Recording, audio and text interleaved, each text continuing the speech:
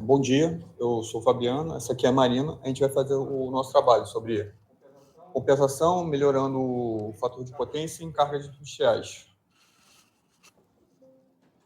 Sumário aqui da apresentação.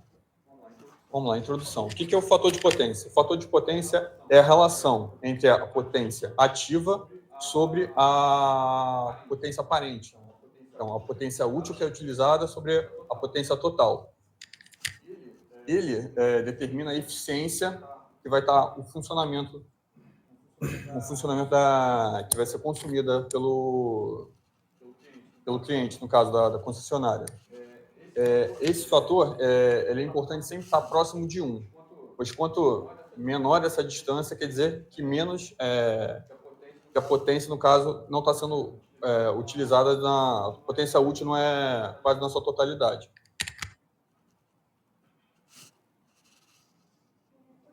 Continuando o que o Fabiano falou, alguns conceitos fundamentais sobre o fator de potência é que ele é adimensional, não tem unidade, é a relação entre potência ativa e potência aparente, ou seja, a eficiência, o quanto a gente não está desperdiçando a nossa energia, porque a potência reativa ela serve para magnetizar as bobinas, então ela depois não é utilizada, não é útil para o nosso sistema. Então, ela gasta a gente tem 3 tipos, né, de fator de potência. O fator de potência igual a 1 são cargas normalmente só resistivas, não tem uma defasagem entre as tensões e as correntes. Quando ela é indutiva, a corrente está atrasada em relação à tensão, e capacitiva é o contrário. E aí o nosso triângulo de potência, que é como a gente representa para facilitar o entendimento, ele ficaria virado de cabeça para baixo. Ou seja, matematicamente, a nossa potência reativa seria negativa. Pode ir. Agora eu vou falar sobre o histórico, no caso. No início, no caso que os sistemas elétricos começaram a colocar, não tinha muito não se utilizava muito o fator de potência, porque os circuitos eram pequenos, no caso, mas depois que foi aumentando a rede elétrica, no caso, mais nessa década de 20 a 50, os circuitos começaram a utilizar mais motores elétricos, transformadores, e começou a ter, no caso, esse maior consumo, no caso, devido a esses circuitos indutivos. Então, depois, começaram-se a criar os primeiros, no caso, bancos de capacitores, para poder começar a regular, no caso, esse consumo.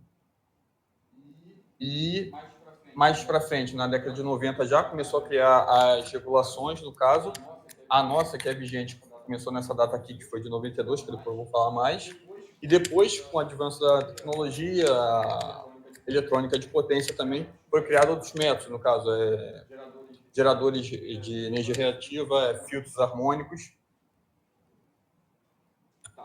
Tá, aí agora aqui o histórico, no caso. A ANEEL tem uma regra que é uma lei que foi criada em 92 que regulou o fator de potência para 0,92. Abaixo disso, quando o fator pega abaixo disso, você passa a pagar uma multa. Então, no caso, ela forçou os clientes a poder o quê? Criar métodos, no caso, para poder escapar dessa multa. Aí, no caso, chega a conclusão seguinte, que a gente, no caso, tem que fazer uma conta de custo, no caso, porque nem sempre, às vezes, nem todo circuito, às vezes, vai precisar de um banco de capacitor. Por exemplo, se o consumo for muito pequeno, às vezes não vai valer a pena. Mas, por exemplo, um prédio comercial que tem elevadores, motores de elevador, transformadores, vai ter vários circuitos indutivos. E o consumo dele de energia é muito alto. Então, essa multa aqui, se não obedecer o fator de potência, pode chegar a R$ 20.000 fácil, que é o custo, às vezes, de você instalar os bancos de capacitores do prédio e diminuir esse custo. Aqui a gente colocou um exemplo de como vem escrito. Não vem escrito que é uma multa nem nada do tipo. Ele vem energia reativa, isso. Não aparece que é uma multa. Você já sabe que está sendo multado por ter desperdício da sua energia útil. E só uma coisa aqui, na fórmula, no caso, você diminui, no caso, divide, no caso, o fator que previsto pelo fator de potência que vai ser consumido, no caso. Então, quanto menor mais vai aumentando o valor da multa. Agora a gente vai falar um pouco das causas desse fator de potência baixo. Bom, a maior parte das causas na indústria é relacionado a motores elétricos e transformadores em vazio. Por quê? Porque eles não estão usando, né, aquela energia, eles estão gerando reativo para magnetizar e não estão, sabe, injetando nada ou utilizando nada. Motores elétricos de indução, acionamentos eletroeletrônicos sensorizados, por causa exatamente do que o professor falou na aula, desse chaveamento, gera muito harmônico e aí aumenta o fator de potência, que é o quanto a gente está desperdiçando, e essa é a maior parte das causas.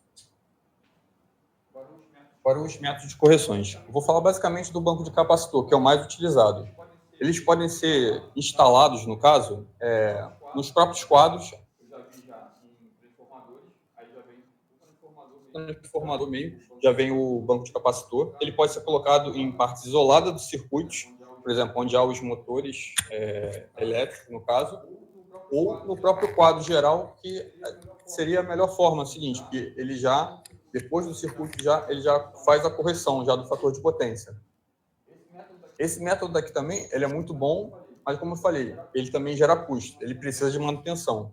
Estava num prédio, um exemplo, né? No caso, ele tinha o sistema de banco de capacitores, mas não era feita a manutenção. O fator de potência do prédio estava 0,85. Então, eles tinham os meios, mas não estavam pagando multa. Então, é importante também, na parte do custo, é que você também tem que adicionar a manutenção dos equipamentos. Aqui também surgiu depois, nós também motores mais eficientes, no caso, a correção por filtros harmônicos, no caso, ou motores de geração síncrona, que geram potência também podem ser utilizados. Eu falei mais do banco de capacitor porque é o mais comum de ser visto, no caso. E agora falando um pouco no caso do banco de capacitores, como que a gente calcula qual é o nosso capacitor? Bom, a gente usando o método analítico e sistema monofásico, a gente usa a potência aparente é igual a potência ativa mais J potência reativa. E para achar a nossa potência reativa, a gente tem a nossa potência ativa e a gente divide pelo cosseno do ângulo de defasagem entre eles. E aí a potência reativa também pode ser calculada dessa forma, que a gente vai ver um estudo de caso mais para frente e foi calculada dessa forma aqui. E aí, para achar o capacitor, a gente pega a nossa potência reativa e divide por 2π a frequência e a tensão nominal ao quadrado. Resumindo, no sistema trifásico, a gente chega usando as mesmas fórmulas, basicamente, com exceção do 3, porque são 3 fases, que quando a gente liga o nosso banco de capacitor em delta, a gente tem 1/3 da capacitância que a gente teria que usar. Então, sai muito mais barato você usar um banco de capacitor ligado em delta do que em estrela. E isso é interessante, porque economicamente é favorável. Agora, os benefícios, no caso. Para quem está consumindo, no caso, pagando a conta de luz, a multa, no caso, já é um melhor benefício, no caso. E isso ocorre porque ele desafoga o sistema que vai gerar energia. Então, isso é importante, no caso, essa regulação, no caso, e o cumprimento dessa multa, porque senão as pessoas não vão querer gastar o dinheiro para colocar os meios necessários para melhorar. E aqui é um estudo de caso, é uma fábrica de semijoias. Na conta deles que estava vindo uma multa, porque eles estavam gerando muito reativo. Aí eles pensaram, bom, vale a pena a gente continuar a gerar esse reativo ou melhor a gente consertar e pagar menos? Porque muitas vezes eles não consertam porque sai mais barato. Porém, nesse caso era compensatório. Então eles anotaram tudo que eles tinham, a carga total, a potência ativa total, o fator de potência que eles tinham e qual que eles queriam colocar para não pagar mais. Aí eles fizeram aquelas contas que a gente fez e chegaram à conclusão que era uma potência reativa de 47 kVA. VAR. Só que não existe no mercado 47. Então, eles botaram uma de 50, porque sairia mais barato do que, filosoficamente, botar uma de 47. Então, é um exemplo de como que acontece na vida real numa indústria. Você mesmo consegue detectar se vale a pena para você ou não. E é isso. Então, aqui chegamos à conclusão, então. Essa parte do utilização dos meios, então, vai depender muito do custo, como no exemplo de caso. Tanto para o cliente, que tem que averiguar se vai valer a pena ou não, e no caso da concessionária, é sempre bom ela fiscalizar para o próprio benefício dela, diminuindo o custo de produção da energia. É isso.